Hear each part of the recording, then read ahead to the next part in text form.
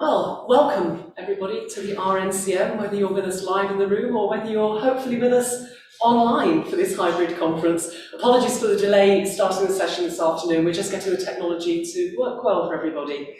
But you're very welcome to one of the penultimate sessions of our Saint-Saëns Across Borders conference here at the RNCM.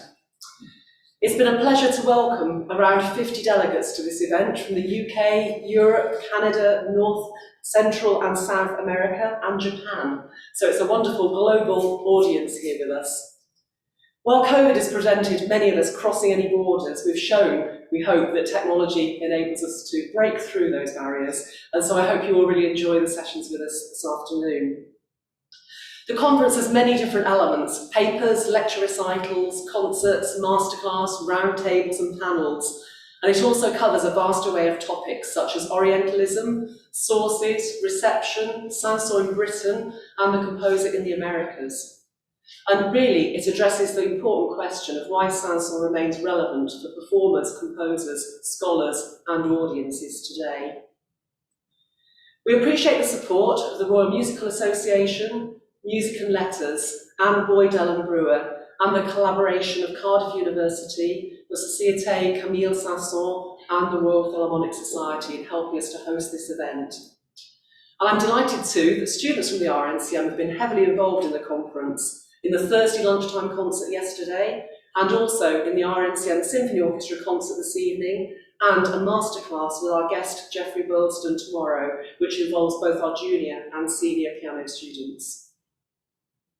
The conference has been organised by my colleague, Professor Barbara Kelly, Dr. Maria Stativu, a very recent RNCM PhD graduate, Professor Denis Erlin, Fellow of the Royal Northern College of Music and our International Chair, and Dr. Claire Rowden from Cardiff University.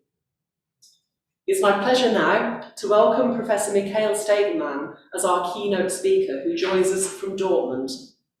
He's a world-leading expert on Saint-Saëns and has published widely on the composer. He's also written books on many other key figures, including Glenn Gould, Ravel, Liszt, Mozart, and Schubert.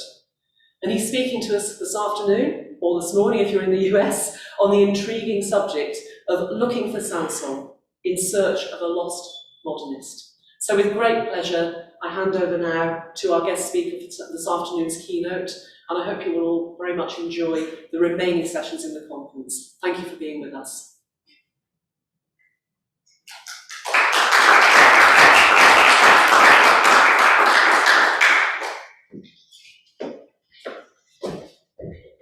Before we pass over to Michael, it would be nice to, I would say a few more words, and thank you very much to Linda Merrick for taking some time to talk to us.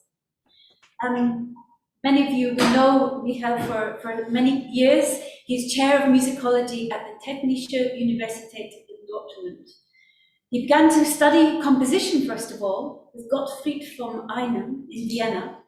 He continued his studies in Münster in musicology, with Romance languages, philosophy, art history, and in Paris, composition with Olivier Messiaen. You're already getting a picture of somebody who's capable of many things. He obtained his doctorate in 1981 with Camille Saint-Saëns and the French Solo Concerto Form, 1850 to 1920.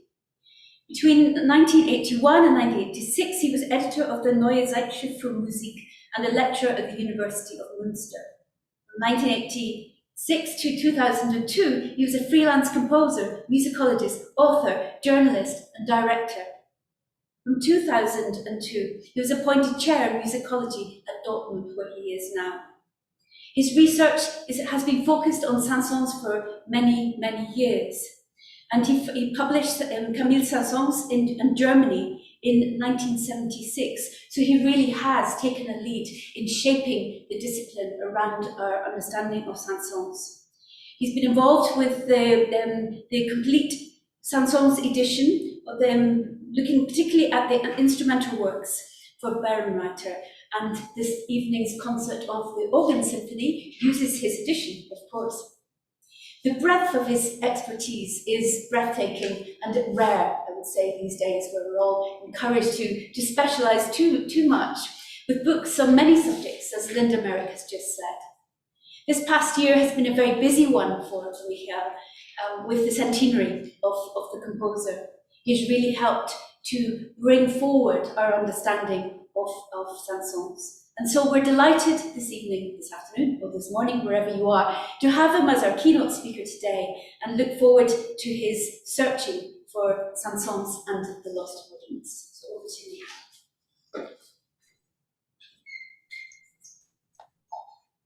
Well, Barbara, thank you very much for these kind words, for this kind introduction.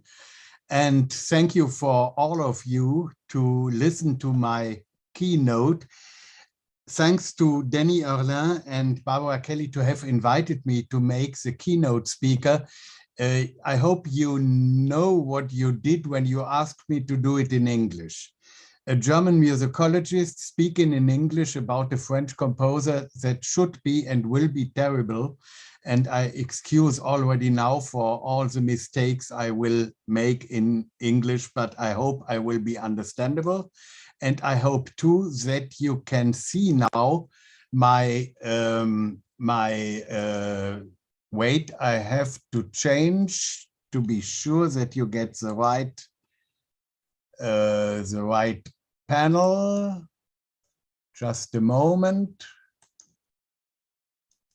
With sound, okay.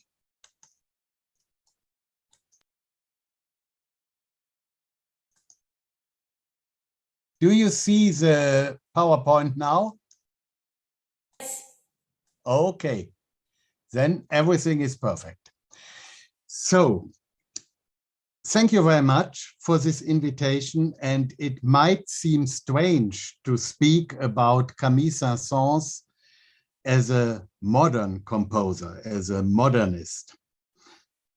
But I would like, this is exactly what I would like to prove to you, that Saint-Saëns has been really a modern composer, a modernist, not only in his early years, but until his death and beyond, in fact, until today. We just have to change, perhaps, our point of view. When Saint-Saëns died in 1921, he was the most famous and the most performed French composer of his time, much more than Debussy, Ravel, Dandy, or anybody else. He was world famous, at least for about a dozen of works, but at the same time, he was considered as a marginal composer in a certain way, an old-fashioned, if not reactionary, eclecticist. There again, this word we have heard today so often. A gentle salon composer whose pleasant and easy listening music was nice, but without any interest or importance in the history of music. And now I would like to speak about a modernist. Good heavens, perish the thought. When I started my conference in Paris, in the last conference about Saint-Saëns last October, I started with this V. In 1921, the most famous and most performed French composer. In 1971, nearly forgotten and misunderstood, seen as a marginal composer in 19th century music history. And now, 100 years after his death in 2021, he is coming up again. So the V stands also for victory. And I hope that we all together will continue this way of victory, which he had really deserved. His bad reputation is due primarily to Claude Debussy, who had spread so many bad words about Saint-Saëns, perhaps because of a jealousy, because he, Saint-Saëns, was much more famous than Debussy. But on the other hand, there was also the clan of the Wagnerists, Vincent d'Indy, the pupils of César Franck. So Saint-Saëns has been attacked from two sides.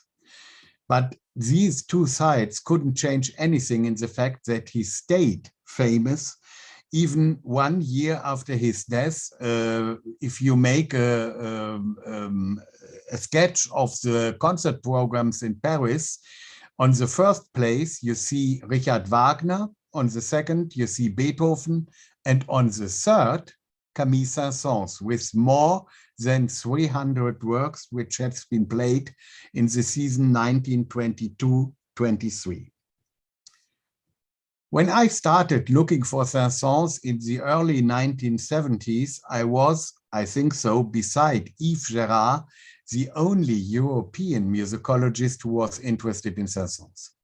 In fact, the scholarship of Saint-Saëns, incited by Yves Gérard, had taken place in Canada and in the United States. Sabina Redner, our doyen of the Saint-Saëns research, but also Daniel Martin Fallon with his work on the symphonies, or Elizabeth Harkins with her writings about the chamber music by Saint-Saëns. And it was the beginning. I started to make my research on the concertos by Saint-Saëns. And in the beginning, I remember well when I was sitting in the Bibliothèque Nationale, around me, all French colleagues were working on German or Italian composers, nobody on Camille Saint-Saëns. He was nearly forgotten in France. Today, nobody would deny anymore his importance in musical history, in France and in Europe and all over the world. And even composers as Thierry Escaich or Nicolas Bacri in France recognize his importance. I remember when I studied in the class of Olivier Messiaen, the negative opinion Messiaen has had and has given on Saint-Saëns and his music. For him, Debussy was God and Saint-Saëns was someone not really worth to be performed or to be researched. Nicolas Bacri, a composer born in 1961, has just finished an early piano trio fragment by Saint-Saëns, and in a text he has written about it, he says, Saint-Saëns, en effet, avait représenté pour moi pendant de longues années les types même du compositeur académique, et cet aspect m'avait éloigné de sa musique. Cependant, depuis une vingtaine d'années, je ne comptais pas les heureuses surprises que suscitaient les écoutes occasionnelles de sa musique dans les programmes de concert et, presque inconsciemment, un processus de réévaluation de sa musique s'était mis en place à mon insu. Nicolas Bacri en Camille Saint-Saëns. So, for today's composers, Saint-Saëns is much more interesting as he had been for the composers in the middle of the 20th century. But is it enough to speak about modernism? Let's see what modernism can be, could be, and should be. When Saint-Saëns started in the 1840s and 50s his musical career, the most modern composer of all was Hector Berlioz. His so-called concert à mitraille ou concert à la vapeur, which Grandville changed into caricatures, were famous, as Berlioz was himself, but he was also someone who frightened the public and who was refused by many of his contemporaries in France and elsewhere. Some 20, 30 years later, the modernism was la musique de l'avenir, the music of the future, defined by Richard Wagner since his Tannhäuser in Paris and since the Wagnerism, who started around Germany, France, Italy, Russia, England, everywhere. Wagner was the new icon of the modernism in music. And this idea of a musique de l'avenir, of a music of the future, was too something Saint-Saëns had to fight with or to fight against in his role of a modernist. There is, for example, this sketch in Le Charivari in 1883 by Alfred Le Petit. This famous Henri VIII said on should be music of the future. But that what was applauded, I have recognized in it the music of souvenir, of past. So Saint-Saëns was, you see here between the cell of Verdi and the pepper of Aubert, they accused him to be not the musician of the future as he was considered by many of his contemporaries, but someone who was eclecticist, let's say this word. And if we go another 30 years later, modernism, for example, in 1913, was associated to Arnold Schoenberg or to Igor Stravinsky, the year of this famous concert scandal in Vienna by Arnold Schoenberg and the year of the Sacre du Printemps in Paris. But Saint-Saëns, let's just say in brackets, Saint-Saëns didn't like Stravinsky. He assisted the creation of Le Sacre du Printemps, but he didn't like it at all. And Schoenberg, if he would have known his music, would probably make him love Stravinsky. I don't know. Anyway, modernism is a point of view changing from year to year, from decade to decade. I have tried, or I have looked for a definition of modernism in music, and I have found something in the internet. So it's just a more or less a hazard finding. The defining feature of modern music and modern art generally is the breaking down of all traditional aesthetic conventions, thereby unleashing complete freedom in all aesthetic dimensions, including melody, rhythm, and chord progression. The convention of major-minor tonality, already heavily strained by Wagner and his successors, was completely abandoned by many composers. Even the very notion of what constitutes music was redefined. This could be and should be one of the possible definitions if we go forward and look for the modernism of Camille Saint-Saëns. Let's start classically with harmony and melody. There is, first of all, the question of major and minor, and it is really surprising that Saint-Saëns has written already in 1879 a short aperçu on the future of music, which is incredibly visionary and modern in my comprehending. La tonalité qui a fondé l'harmonie moderne agonise. Son effet de l'exclusivisme des deux modes majeurs et mineurs. Les modes antiques rentrent en scène et à leur suite feront irruption dans l'art le mode de l'Orient dont la variété est immense. Tout cela fournira de nouveaux éléments à la mélodie épuisée qui recommencera une nouvelle jeunesse bien autrement féconde.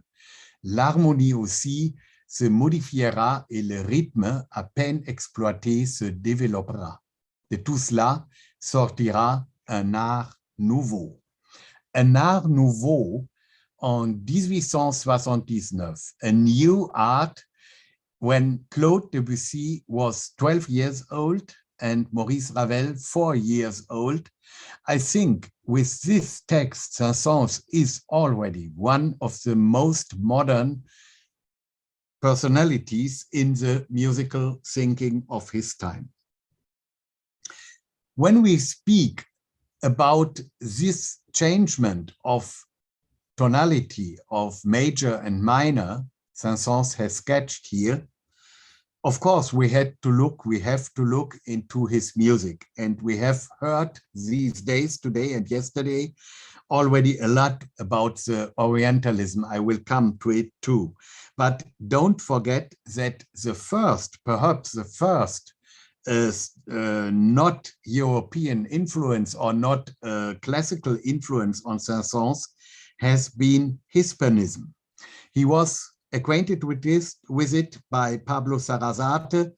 And if you take works like Introduction et Rondo Capriccioso in 1863, the Third Violin Concerto, or orchestral works like Une Nuit à Lisbonne, or the Jota Aragonese 1880, the Havanaise about Cuban themes, which he came to know by the violinist Diaz Albertini, a Cuban violinist, 1887. And in the same year, Le Pas redoublé, Paso doble for 2 pianos, and the Scherzo for 2 pianos in 1889, composed in Cadiz and deeply influenced by Spanish music, or even one of the first tangos of musical history in Lola, opus 116 in the year 1900, or at least the Caprice Andalou, which he composed in 1904.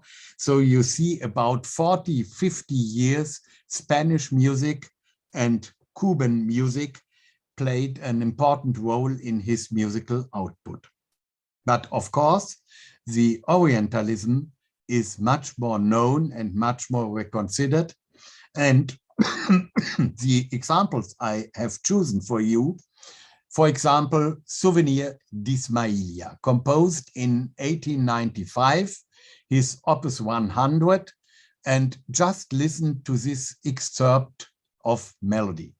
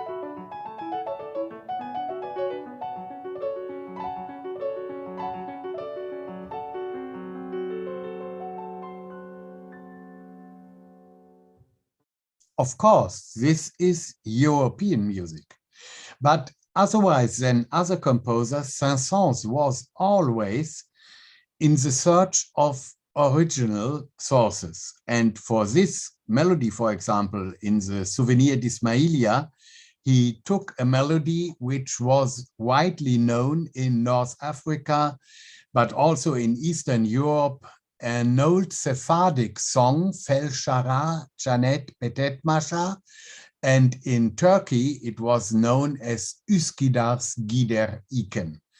You will recognize it at once.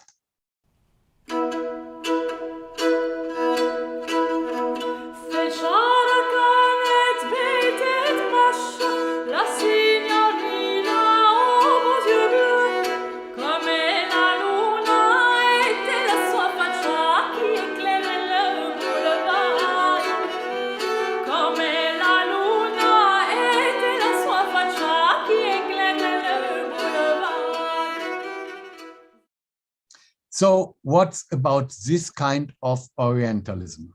A composer traveling around the world, especially in North Africa, in Algeria and Morocco, in Spain, and collecting. And these collections, which are part of his compositions, for example, of course, in the Suite Algérienne in Africa, which Geoffrey Burleson has shown to us, in the Fifth Piano Concerto, the so-called Egyptian, the Souvenir d'Ismailia, and many, many other pieces.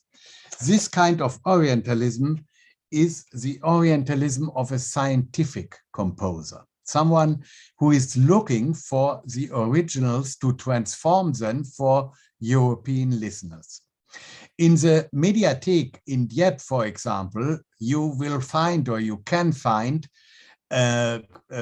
cahiers de musique, where Saint-Saëns has collected for his orchestral incidental music La Foi, a theater piece about which takes place in Egypt. He has collected chants populaires égyptiens recueillis à Abydos. So he really was a kind of ethnomusician or ethnomusicologist who was so interested and so fascinated by these strange and unknown and new sounds, which he had already had in 1879, that he was always looking for originals to find a new renouveau, a new style of music and of musical expression. And let us not forget the Japanese or East Asian music he used already in 1869 in the middle part of Orient et Occident, or in the opera La Princesse Jaune. We have heard such a lot about, and which is, if you want so, also a kind of modernism in his time. And when we speak about harmony and melody, we have to speak too about this music of the future, of the Wagnerism, which Saint-Saëns had used without being a Wagnerist himself. He has taken his distances already very early, but he was, of course, interested in Wagner, and he took from his model as much as he could and as much as he would. If you think about the fact that in 1869, the creation of his third piano concerto in Leipzig, in the Gewandhaus of Leipzig, was one of the biggest scandals the musical life of the city has ever seen, because of the two Wagnerist middle section of the second movement, where Saint-Saëns is working with a kind of Wagnerism, chromatism, completely modern in his time, not only in Leipzig, also when this piece was played later on in Paris. The critics and the public were sniffling because they didn't support this modernity. If we go a little bit further, that was in 1869, in 1899, listen to the Etude Le Cloche de las Palmas in the second book, Opus 111. And you will find, based on the bell overtones, you will find a bitonal music, which is much closer to Debussy or to Ravel, as these both composers would have accepted, and as the image of Saint-Saëns in the musical history would believe. And for all those who say, well, Saint-Saëns has been a modernist in his youth, but he has changed, he became a conservative, an eclecticist, and a reactionary composer, for all those, I just would like to play the beginning of the Sept Improvisations, Opus 150, composed in 1916, 1917. And when you listen to this beginning, you will find a whole tone chord, which is basically based on the tritone intervals. For me, if I wouldn't know that this music, that this piece is composed by Saint-Saëns, for me, this music could be a very early composition of Olivier Messiaen, even if he detested Saint-Saëns, or of Dupré or the late Louis Vierne, but you would never think about the 85-year-old composer considered as an eclecticist.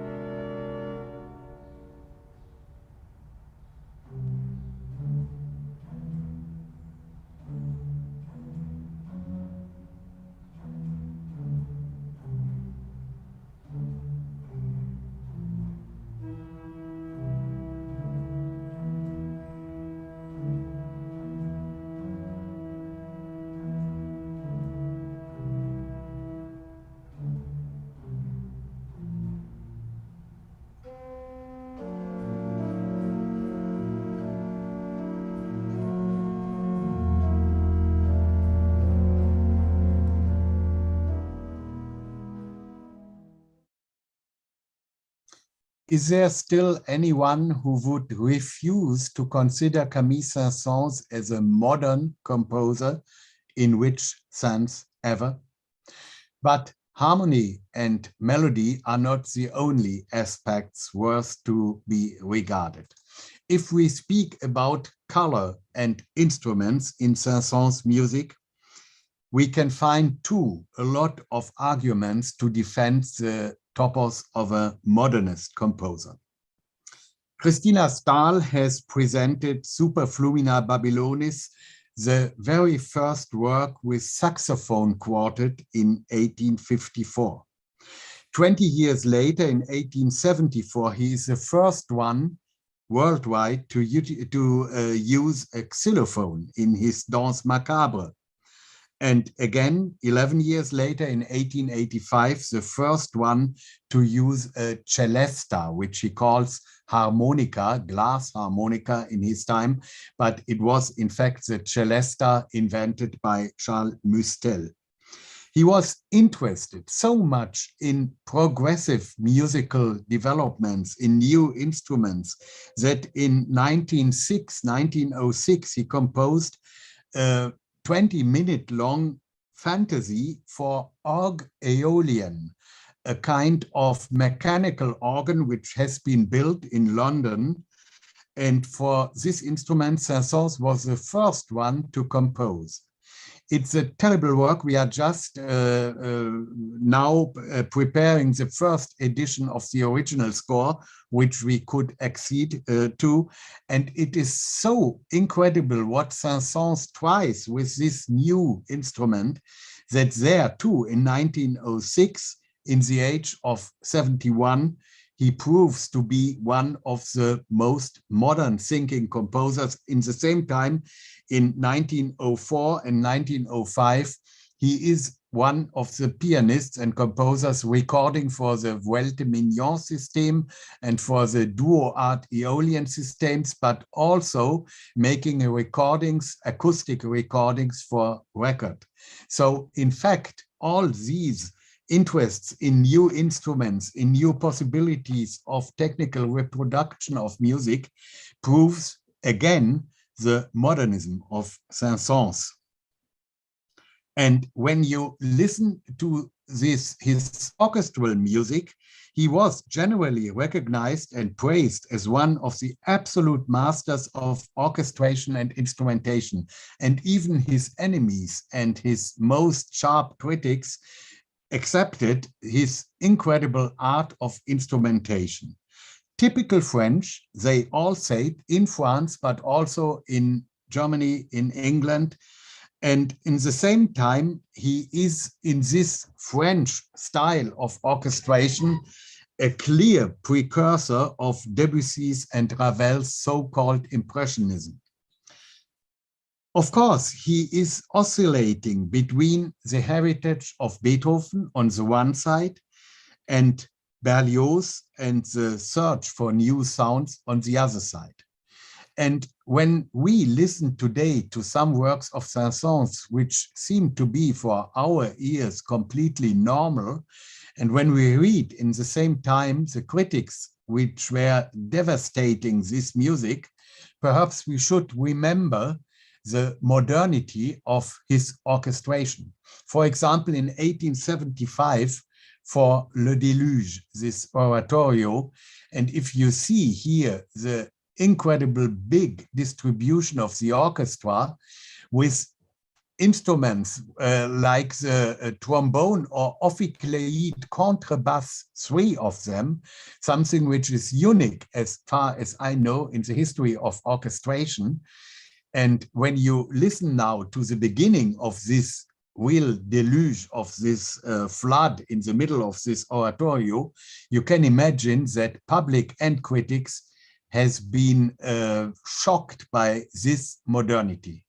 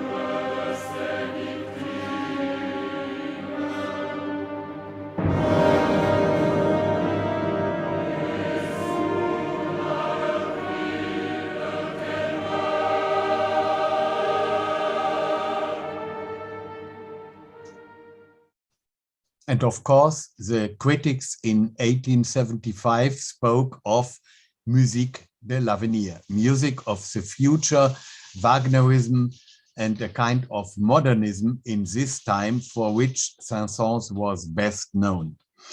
And we don't only have to look in these big scores. Sometimes you find a modern aspect of his music, especially when he is writing for his personal instrument, for his piano. In his piano writing, Saint-Saëns too, Geoffrey Burleson has spoken about, he is an inventor and explorer of new sounds and a model for many composers of the next generation, even if these composers would never have accepted to be in the shadow or thankful to Camille Saint-Saëns. Let me give you another short example. This famous part or this famous passage in the Fifth Piano Concerto in the middle movement. The piano sound Saint-Saëns develops here is completely new, completely unheard and fascinating, so much that you even would perhaps think that it is not a piano which is playing, but a kind of glass harmonica or another instrument.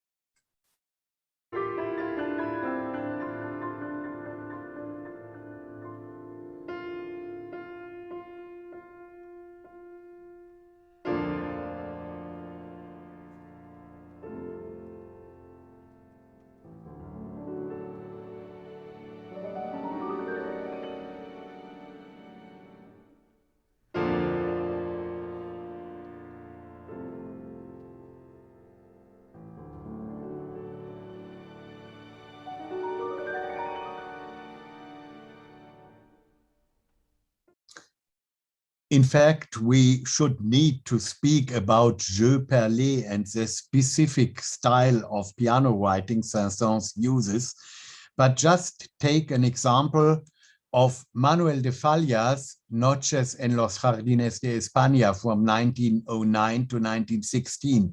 It's not a quotation, but nobody, and I'm sure you will agree, nobody would deny that de Falla has known this Saint-Saëns passage in the Fifth Piano Concerto to compose these notes in his piano fantasy.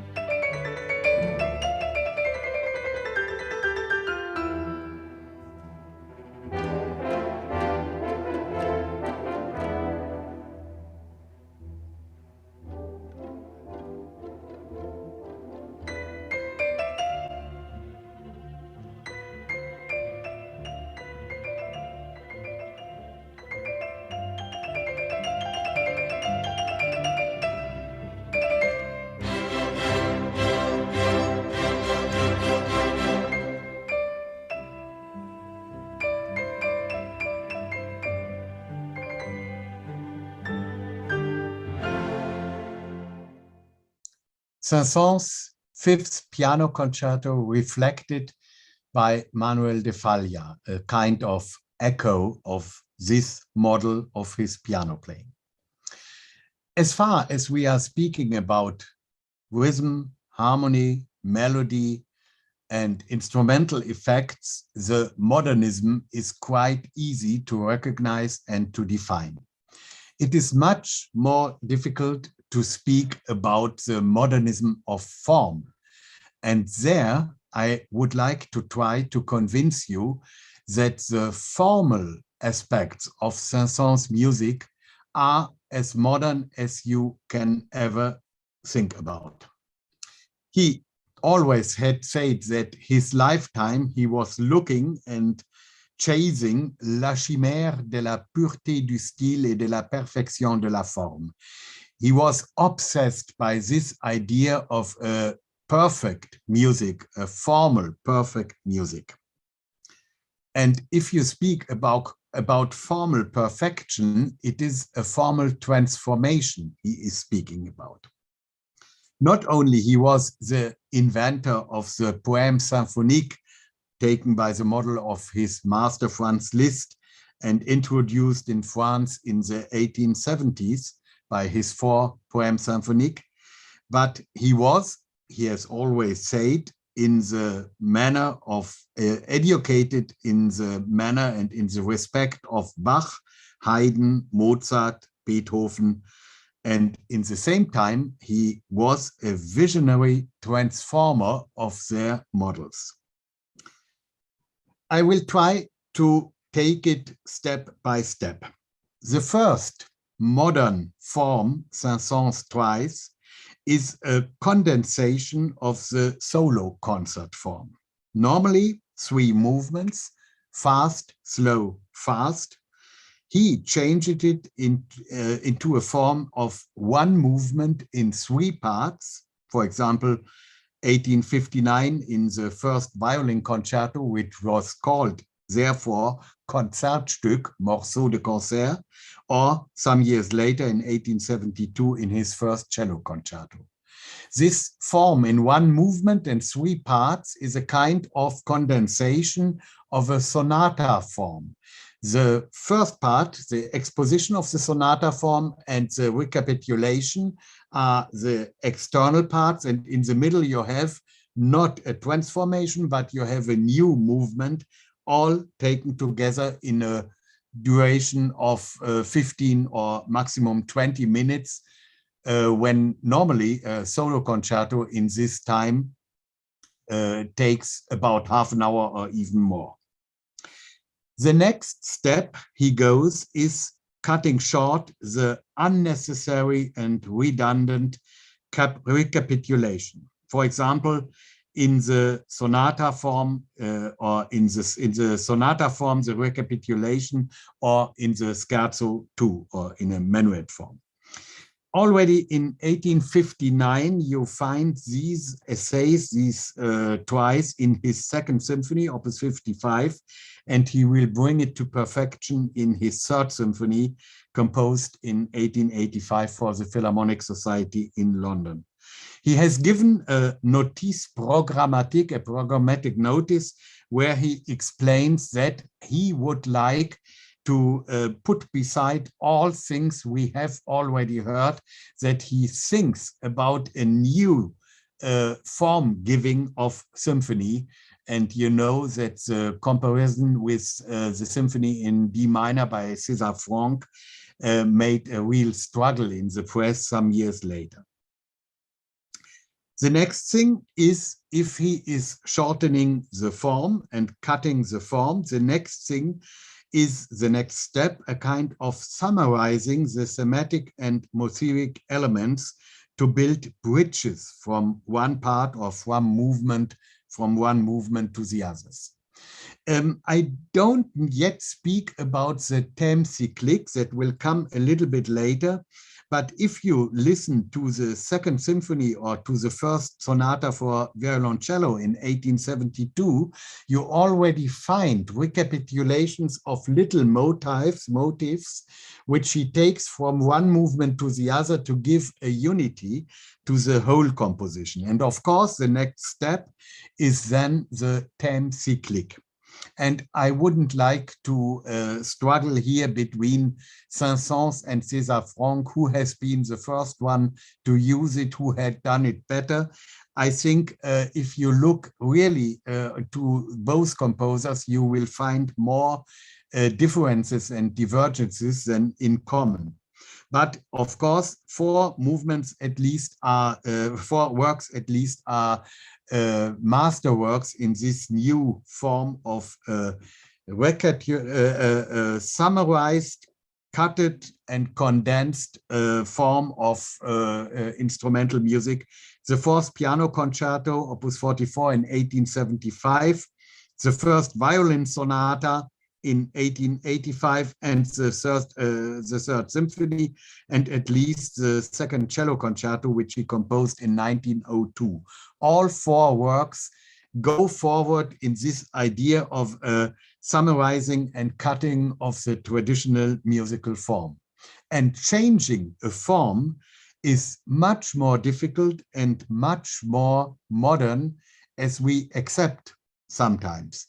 We are so much fixed on the idea that modernism is only the question of the major and minor harmony, that the formal modernity of Saint-Saëns is too easily forgotten. From the thème cyclique, the next step Saint-Saëns is going is a kind of breaking with the traditional periodical theme building, something which he didn't call a developing variation, a model which Liszt used and which Schoenberg called later on developing variation. But in fact, this developing variation, you already find it in the music of Saint-Saëns. And there, when Arnold Schoenberg is speaking about Brahms, the modernist, I would speak about Saint-Saëns, the modernist, because the manner he is working with thematic and motivic material in these works and in his music, they are so unique and so new that you can really find nobody before who is working in this way. For example, too, in using new material for melody building. He is using a lot of antique meters. Here, I don't know if you can really read it because it's very, very difficult. It's a pencil sketch I have bought some months ago for Le Chant Saphique. It's a piece which he composed, Opus 91, which he composed on the model of a Sapphic ode, an antique poetry form And you see, even here, the scientist Saint-Saëns, he is just sketching the metric model of this poetry before he is transforming it into a real musical model. The debut or the beginning of the Chant Saphique from 1891, written, and it is a cello which plays this form of a odd Saphique, of an Sapphian ode.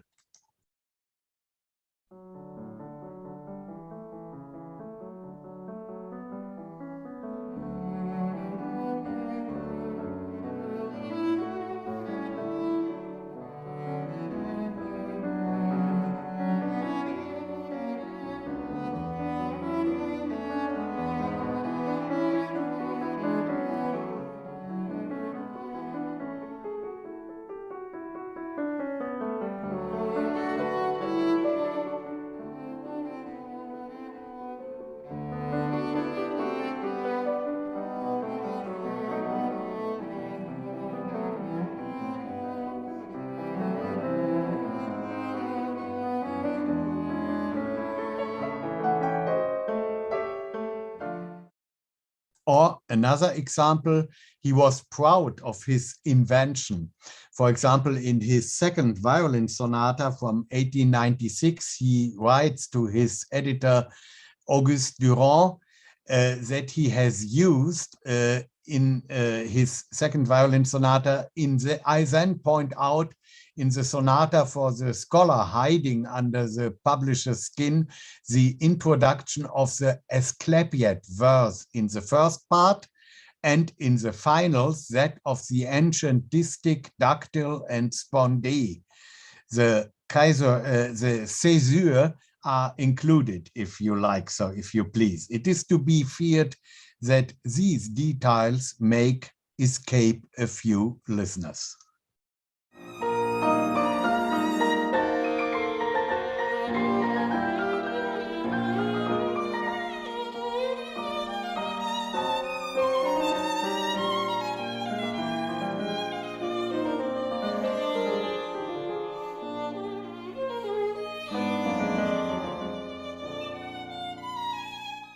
And so on. The neo-antique or neo-Greek style he is using here is already a part of the neoclassicism of Saint-Saëns. A neoclassicism which is reflected in his Bach transcriptions in the suites Opus 16 and Opus 49, the Gavotte Opus 23, Menuet et Valse, the Septuor Opus 65, the Sarabande et Rigaudon. And he was, in this neoclassicism, a real precursor of Dandy, of Debussy, of Ravel, and also of the group de Six. It is not a quotation, what you will hear now, but a kind of gesture parallelism. If you take the sonata for oboe by Saint-Saëns, it's funny that he composes three last sonatas and the fourth one stays planned. The same way some years ago Debussy ended his work with three sonatas and the fourth one only sketched. But if you listen to this beginning of the oboe sonata by Saint-Saëns,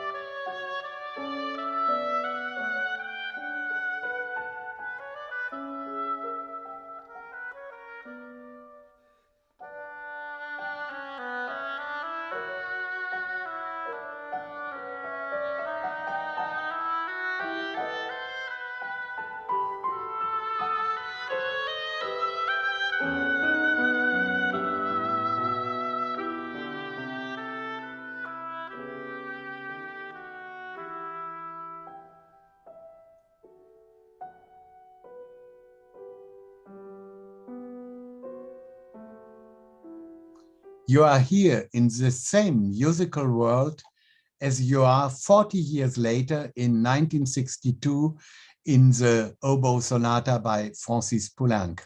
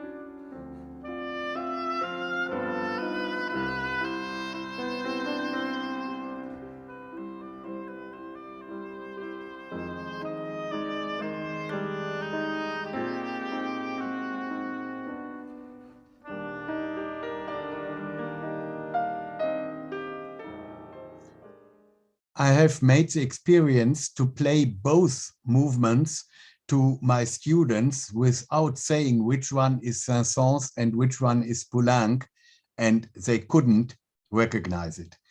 And I would say, of course, we know this music, but if we wouldn't know, we could take one for the other. The question in which manner this neoclassicism is a modern or a modernist movement, I just remember you that after the First World War, this simplicity, clarity, and reduction corresponds exactly to the new aesthetics which Jean Cocteau had posed in Le Coq et l'Arlequin. He said, all music you can listen to with your eyes closed is dangerous. Saint-Saëns is a modernist in the same way as Cocteau was it, and as the beginning or re-beginning of music in the time after the First World War was it. This new objectivity is a real breaking down of all traditional aesthetic conventions. And Saint-Saëns has propagated it already years and decades before the World War came and changed everything. This search for objectivity is something he has in common with Igor Stravinsky or with someone like Arnold Schoenberg, who give it to his pupils Eisler and Dessau in the sense of a new objectivity, which was repounded in Germany, in France, and in England too, as far as I know. Saint-Saëns was the same cold musician as a composer and as a pianist as the anti-romanticism of Jean Cocteau and the group de Six were asking for. And if you don't see the modernism of neoclassicism, just take these two paintings. Nobody would deny that Pablo Picasso, La Source in 1921, is a modern painting, which refers to the famous Goethe painting by Johann Wilhelm Heinrich Tischbein. Or take another example of classicism and neoclassicism, the head of Alexander the Great and Georges de Chirico's portrait de Guillaume Apollinaire in 1914. Saint-Saëns is still alive. And if you see these two pictures, I think you can understand what I wanted to say, to show with these musical examples.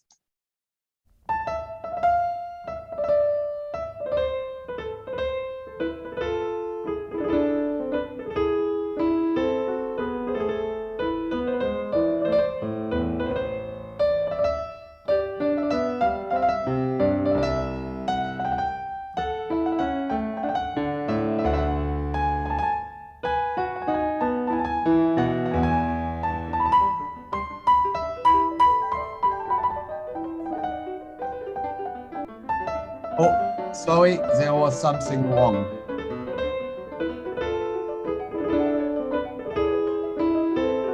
He was not this modern. Sorry, I put them together. What I wanted to show, besides the Rameau jig, is the jig from the Etudes for the left hand.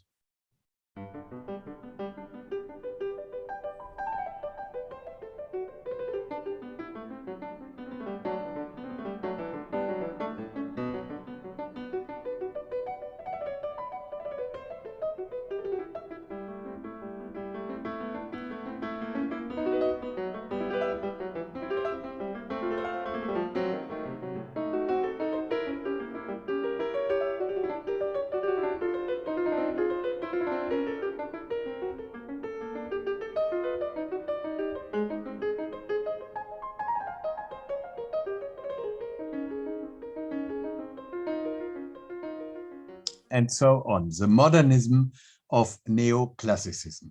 Saint-Saëns was a modernist if we look on his aesthetic rules and his aesthetic conventions, but he was not conscious of it. Vous me louez d'avoir une langue et une pensée belle, claire et honnête. Que pourrais-je désirer de mieux? D'être l'avenir et non le passé. L'avenir, je l'ai été. J'ai été noté à mes débuts comme un révolutionnaire et à mon âge, on ne peut plus être qu'un ancêtre. Je vais finir dans l'espoir, peut-être chimérique, de survivre à toutes ces belles choses actuellement à la mode et qui passeront, je le crois. En art, le comble de la complication n'est pas le comble de la perfection. A letter to Romain Rolland. So he himself would never have considered himself as a modernist, but I think we should think about, we should do it, we should change our point of view. And just the last word I would like to say, or I would like to show you, is a text written by Paul Landormy in 1943. Because for me, this text in the book La musique française de Franck à Debussy is one of the best portraits of Saint-Saëns' style and modernism I have read in my researches. Saint-Saëns, musicien, peintre, poète, philosophe, génie encyclopédique un peu à la Voltaire, écrit de la musique un peu à la Descartes, clairement déduite, logiquement ordonnée, fortement conçue, foncièrement classique. C'est l'artiste de la forme. Il se soucie peu de l'expression et ne la tient pas, en tout cas, pour l'essentiel de l'art. Bien écrire avec correction, élégance et tout pour lui. La beauté réside dans la ligne mélodique, l'enchaînement des harmonies, le choix des rythmes. L'émotion est extérieure au beau. Elle s'ajoute, comme aussi la couleur, la description à la pure beauté musicale. Elle ne lui enlève rien, mais ne lui ajoute rien non plus. Et Saint-Saëns, dans un temps où il est de mode de mettre la musique au service d'une philosophie, d'une idée morale, d'une foi religieuse, dans le temps même de Richard Wagner et de César Franck, n'hésite pas à proclamer sa doctrine de l'art pour l'art. Il y fallait un certain courage. Et il nous faut, for us, we need a kind of courage to consider Camille Saint-Saëns as a real modernist. Thank you very much.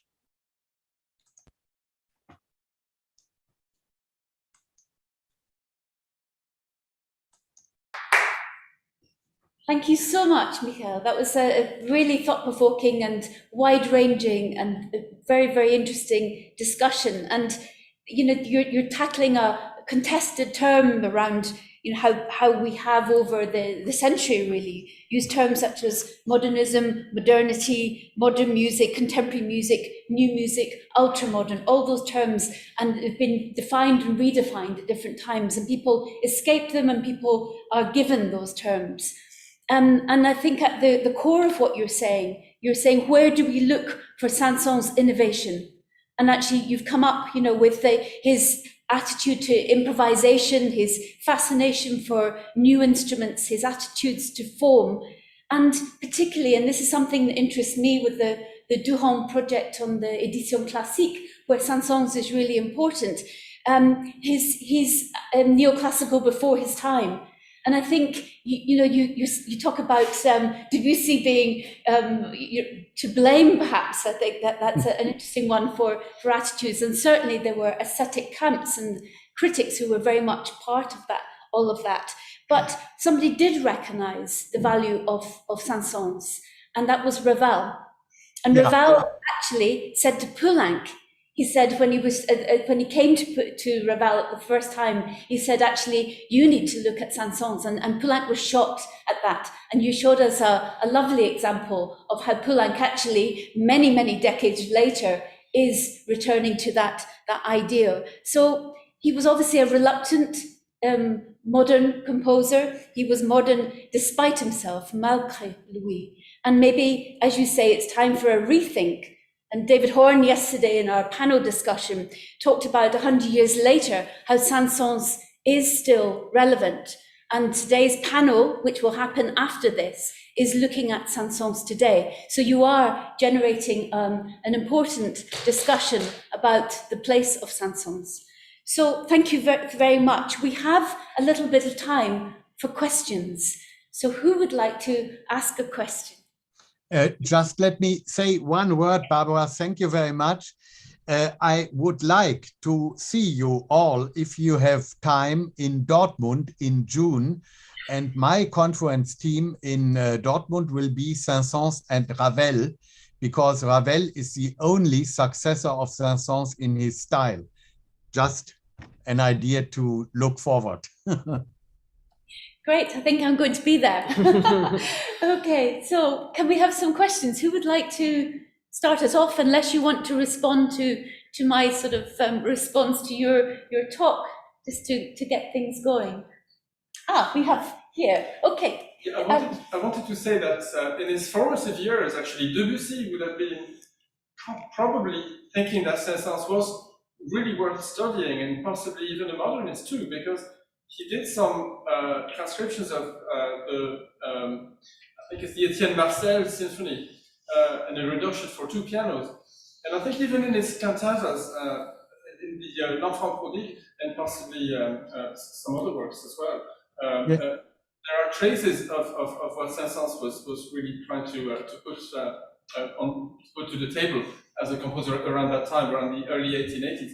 So I think also the remark that he says that après tout, je ne vois pas vraiment ce qu'on pourrait lui en vouloir. Pour moi, c'est une attitude plutôt non antagoniste vis-à-vis de Saint-Saëns. Et puis finalement, peut-être que les choses vont s'envenimer au courant de la première décennie du XXe siècle. Mais en fait, je pense que Debussy aurait quand même peut-être aimé être un peu plus aimé par Saint-Saëns. Je crois qu'il avait peur aussi bien de Saint-Saëns que de Wagner, car il se sentait trop proche de deux. Par exemple, il a retiré sa fantaisie pour piano et orchestre en disant « c'est trop de Saint-Saëns ». Il avait fait des transcriptions de Saint-Saëns, aussi Introduction et Rondo Capriccioso pour 2 pianos. Il était très, très proche de Saint-Saëns, mais il était tellement obsédé d'être lui-même, il n'y a que Debussy, ce qu'il a dit, il n'y a pas d'école debussiste, il n'y a moi, c'est tout, qu'il a refusé d'accepter l'influence que Saint-Saëns a eue sur lui et sur sa musique. Je ne sais pas si Denis est d'accord, je le vois sourire. Mais c'est une histoire un peu compliquée, la relation Debussy-Saint-Saëns, et c'est vrai qu'on a toujours cette partition de l'Enfant Prodigue qu'il a dédicacée à Saint-Saëns. J'aimerais bien la retrouver d'ailleurs. Et c'est vrai qu'il a transcrit les œuvres de Saint-Saëns. Il a un mot un peu dur au moment où il transcrit les œuvres de Saint-Saëns. Il dit c'est dur le métier, la musique n'était pas toujours au rendez-vous. Effectivement, je pense qu'il a une attitude très ambivalente avec l'œuvre de Saint-Saëns. Il est surtout, je pense, dérangé par l'aspect opéra. Ça, c'est vraiment là où on peut dire que ça s'éloigne le plus. Et Saint-Saëns lui rend bien avec Péléas aussi. Mais c'est vrai que il il a certainement et apprécié certaines œuvres. Et dans sa jeunesse, il en a fait comme les œuvres de Massenet. Là, il les a, comment dire, assimilées. C'est sûr, on ne peut pas dire que Debussy n'a pas assimilé. Il est lié à une tradition qu'il a maîtrisée lui aussi et dont il se détache. En tout cas, merci Michael pour la présentation. Et je dirais qu'on pourrait ajouter aussi dans un ensemble où aussi Saint-Saëns est moderniste, non seulement dans sa musique, mais aussi dans sa vision de la musique. Et je repense à un article que Graham Sadler a écrit sur Zoroastre, et qui pour moi montre qu'il a une perception très novatrice, puisque il s'énerve beaucoup de voir Dindy corriger beaucoup de choses, alors qu'il trouve que la musique de Rameau se suffit à lui-même. Donc c'est quand même quelqu'un qui a une vision, je dirais presque en s'attachant au passé, une vision extrêmement moderne. Et c'est un bel exemple, je trouve, de ce côté visionnaire en tout cas.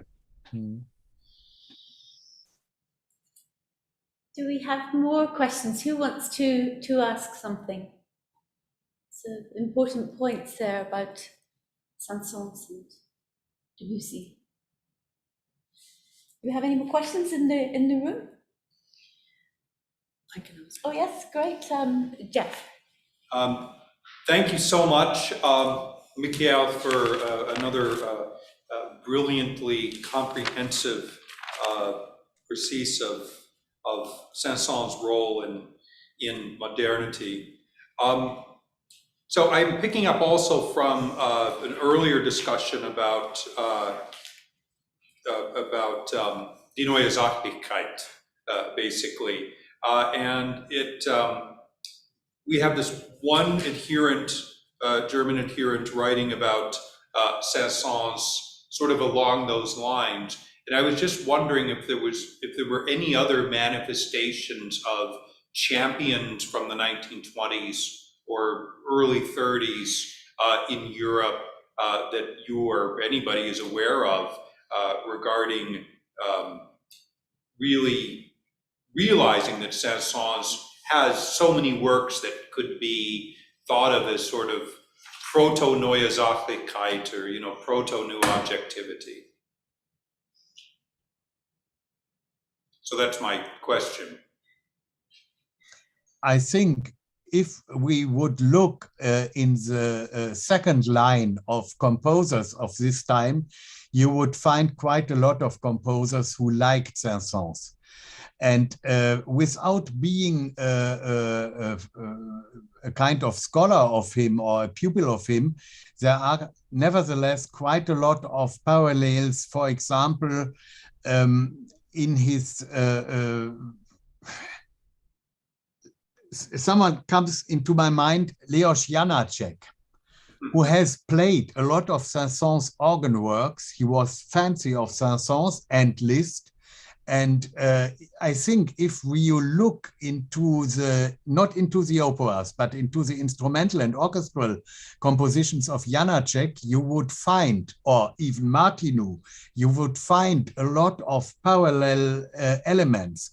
We can't speak about a kind of imitation game or something like that, but there are lines which come from Saint-Saëns and which end in the 1920s or 1930s. The problem is that no modern composer or no composer considering himself as a modernist would have accepted to say, well, Saint-Saëns has already been there where I want to go now.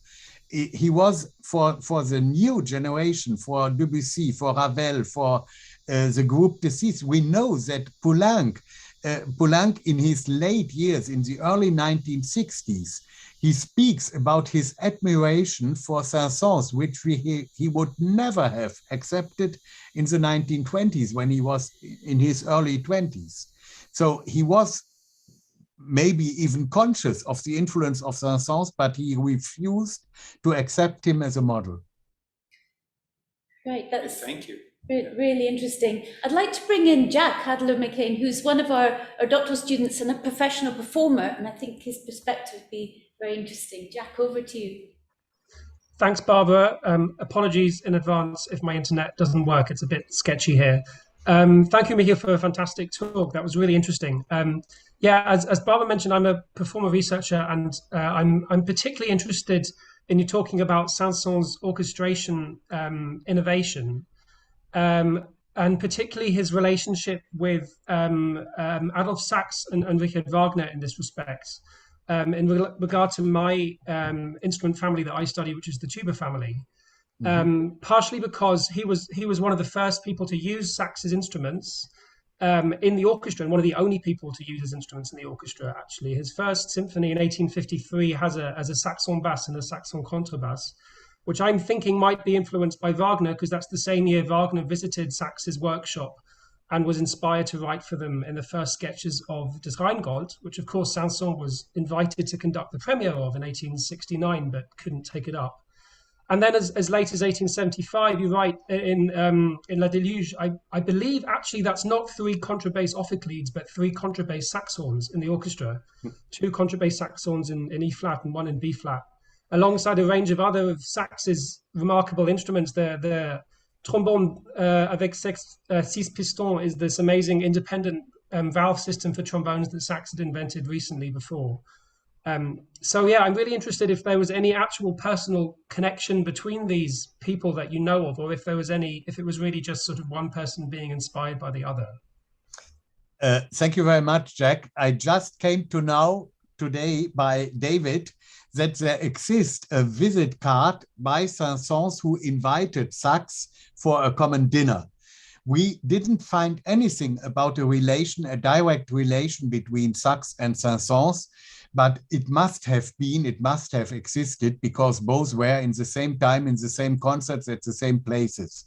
And it's funny that you are speaking about the question of the contrabass ophicleide, because the last year we have had a wonderful exposition in La Couture Bousset about Saint-Saëns and the wind instruments prepared by Fabien Guillou and Emanuele Marconi. And we have had a terrible long discussion about the identity of these 3 contrabass brass instruments in the Deluge, and the proposition that it would have been probably ophicleide contrabass came from Emanuele Marconi, but we are open for all other possibilities. Thank you. I think it's very unlikely that they're ophicleides, partially because he writes the parts transposed into E flat and B flat, and also because in 1875 was the year that the ophicleide was removed from the Opéra de Paris. That was the year that it was replaced by a tuba. And actually in the manuscript for Danse Macabre, that was also written in 1875, he clearly writes tuba on the manuscript, where he'd written ophicleide before. So that's only my opinion. Thanks. Thank you. Fantastic. I'd like to bring in David at this point. David Cameron. Yeah, thank you, Michael, for yet many more insights. I really think an awful lot depends on the point of view as to whether he's a modernist or not. And I think that we tend to try to think, well, we tend to be thinking always in terms of how other composers, and particularly avant-garde composers, saw him, how did certain critics saw him, and so on. And I can't help thinking that the general public often had completely different ideas. I think that often instrumentalists and singers had completely different ideas. And I'm also I'm struck, for example, by a caricature that appeared in the Lisbon press in 1906 at the time of his second visit, where we have caricatures of 3 composers who were also all visiting Lisbon about that time, and they are Leoncavallo, the Abbé Perozzi, and Saint-Saëns. And the caption underneath is the past, the present, and the future. So presumably Saint-Saëns is the future in the eyes of the caricaturist. And I can't help thinking also that this whole question of the way in which in Brazil at least is towards the end of his life that more and more of his pieces get performed. Is it because people were seeing him as being, you know, the kind of music of the present and of the future, or is that another way of explaining the growth towards the end of his life? I don't have any answers, but I'm just putting it as a, you know, I think this whole question of where you are in the world, who you are, what your role is in the world, may well have an influence on the way you're seeing him. Yeah, and in time too. That's what I tried to say at the beginning, that our comprehensive of modernism is changing always. And when we look now back, we see a kind of modernism which hasn't been possible to be considered in the 1920s or even in the 1950s, 60s. Thank you very much. I'm just thinking we're coming to the end of our time of this keynote. Unless anyone has a burning question that requires a short answer, I think this is the moment, first of all, to thank Michael for a really stimulating and sort of call to action, really, for us to think about Saint-Saëns in perhaps a different way. And it's timely and it's important. And I think we'll all be joining you in Dortmund with fresh eyes and a new approach to thinking about Saint-Saëns. But really fantastic keynote. So thank you very much, Michael. Thank you, and I apologize for my English. I hope you understood everything I wanted to say. Well, thanks. It couldn't have been clearer.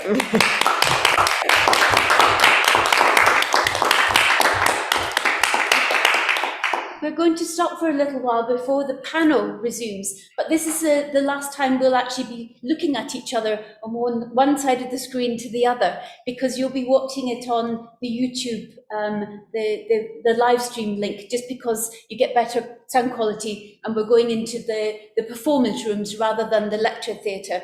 So I do want to say a few words of thanks, if that's okay. I'll be as quick as I can, and I might miss somebody out, and I'm very sorry if I do. So first of all, thank you to my organising team. And the organising team really have been Claire Rowden, Denis Alain, and Maria Strategou, who have really helped me with their hard work in the practical considerations, their support for me, and particularly when we had to make difficult decisions, such as most of our colleagues being on the other side of that screen rather than in this room. I'm grateful too to the programming committee, and Marie-Gabrielle Soré was on that program committee, and others. So thank you for the work that took place earlier on. It couldn't have happened without the technical team from Sound and Vision at the RNCM, and we have one of our fabulous students who's been with us in this room for 2 days and has worked his magic, really, and with such good nature. And I think we're going to give him a little test on Saint-Saëns afterwards. But he has been listening the whole time, and I'm hugely grateful to that. And also to Dave Dixon and to Django Pyther and others, including Steve Guy, who's the head of department. I want to thank my colleague Larry Goves, who's hugely proficient around technology. The catering staff, they're always really important. I'm sorry that you didn't get to experience that. And I'd like to thank the RNCM in general. We have a number of sponsors, and I've mentioned the Royal Music Association, Music and Letters Trust. Boyd Ellen Brewer and Michael Midica has been speaking to some of you. There's still time to benefit from the 40% discount that is available. So please do have a look at the books on the link and do buy some. The collaboration with the University of Cardiff, where Claire Rowden is, the Royal Philharmonic Society, and the Société Camille Saint-Saëns. I'd like to thank all our presenters in responding to the changes we had to make because of the pandemic. We recognise that this was a burden of work and that was involved in having to pre-record the presentations. We know it wasn't easy, and we are hugely grateful that you took up the challenge, however challenging that might have felt at the time. Grateful to our chairs who had to work a bit harder in this Zoom world, in this hybrid world, and they really did initiate many really fascinating discussions. And our delegates, because we don't just want to talk to each other. That's a little bit of a resounding room, and we had lovely that we were able to have the participation of colleagues. I'm thinking of Ralph Locke and Leslie Wright and many others on the other side of the screen who might not have joined us otherwise. It's been lovely to present to that wider group of people. Our keynote has been a highlight. So thank you again, Michael, for that, for having accepted to be our keynote for our invitation. I think, all in all, hybrid has worked. Thanks to the considerable collective effort. I'm only sad that more of you could not have been here to enjoy the informal conversation, the good food, and the excellent company.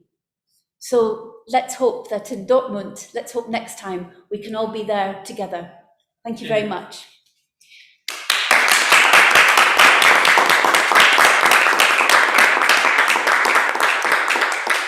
I'm afraid I also have to say, though, that this conference would not be what it was without Barbara Kelly. So while she can thank all of us, I think it's very much, we wouldn't be here today without Barbara. So I think Barbara deserves a round of applause as well.